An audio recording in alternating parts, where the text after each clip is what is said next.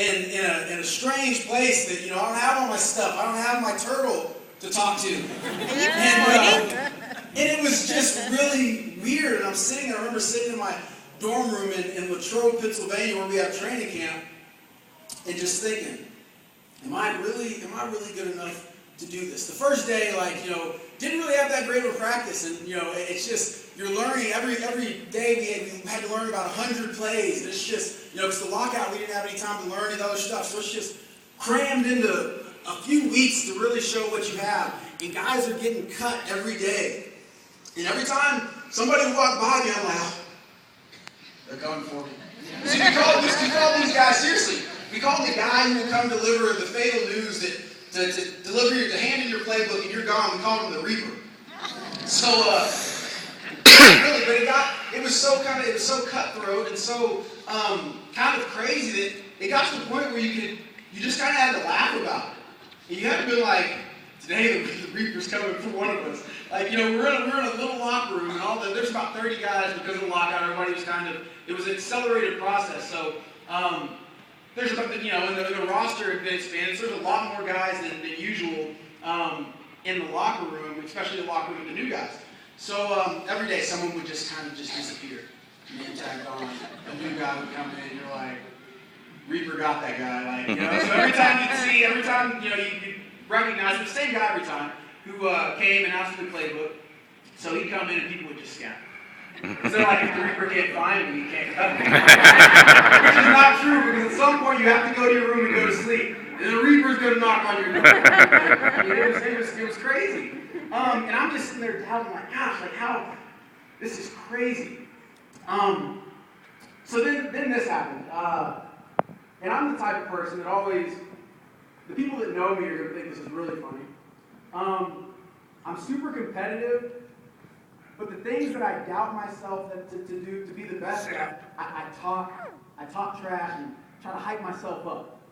And I try to hype myself up. I'm like, I'm going to do this, da da da da. So before I left, you guys are Tech fans, so you guys know Eric Stevens. He's kind of like my little brother. He's heard his knee too. But before I left during the lockout, Eric was like, you're going to have to block all those big linebackers. You're going to have to block those guys, right? And me, I'm, deep down in my soul, I'm thinking, man, I'm going to have to do that. But, I started doubting myself, so I'm like, whatever, bring it on. Tell them, I don't care if I block these big linebackers, these Pro Bowl guys, da da da da.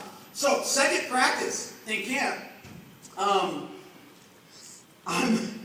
this is my one super surreal moment.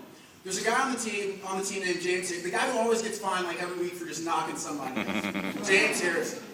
And Eric was like, you have to block James Harrison, right? It's like, whatever. If James Harrison was here right now, I'd block him or something like that. I hyped myself up. So in camp, you only have so many opportunities to make yourself known.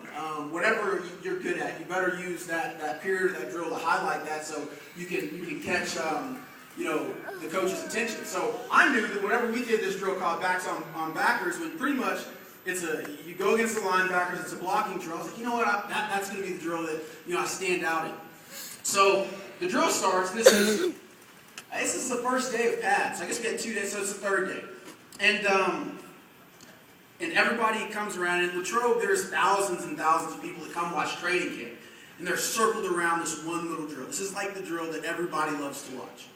And everybody's going, the other running backs are going, and I'm doing really well. I'm winning every single time. And but I'm going against the other undrafted guys and other rookies, and I'm just, I'm doing really good. And I'm feeling good about myself. And then Coach Tomlin was like, all right, you think you're good, huh, rookie?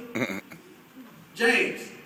And literally, James is just it comes out from behind everybody and gets down. And this was my surreal moment when I was like, and I heard Eric, you never got to block James Harrison, right?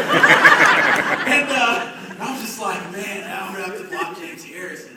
And so James comes off. And I blocked him, and I held my own and did great, and everybody went crazy. Point of the story is, sometimes you just have to just hype yourself up and go for it. I'm telling you, out of all those times where I said, you know what, if I would have told Eric this, you're right, man, I'm going to have to block James Harrison one of these days, like, we'll see how that goes. Like, I don't know.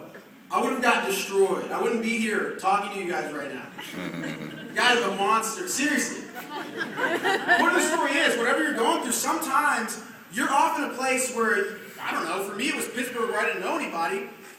And sometimes you have God in you, and you got to talk yourself up. You got to motivate yourself to get through this, to be able to trust that God has given, I had to trust that God gave me the talent to do what I had to do.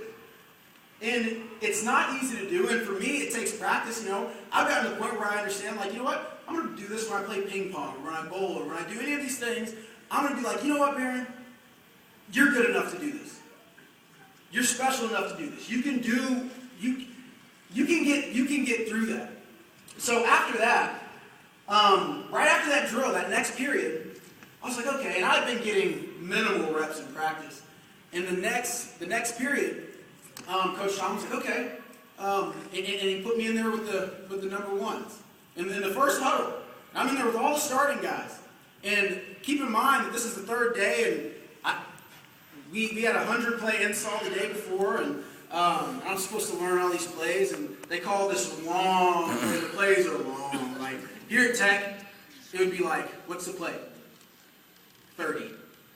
Like, legitimately, that's a play. What's the play? 6. Like, I get in there, XYZ post, Ace over.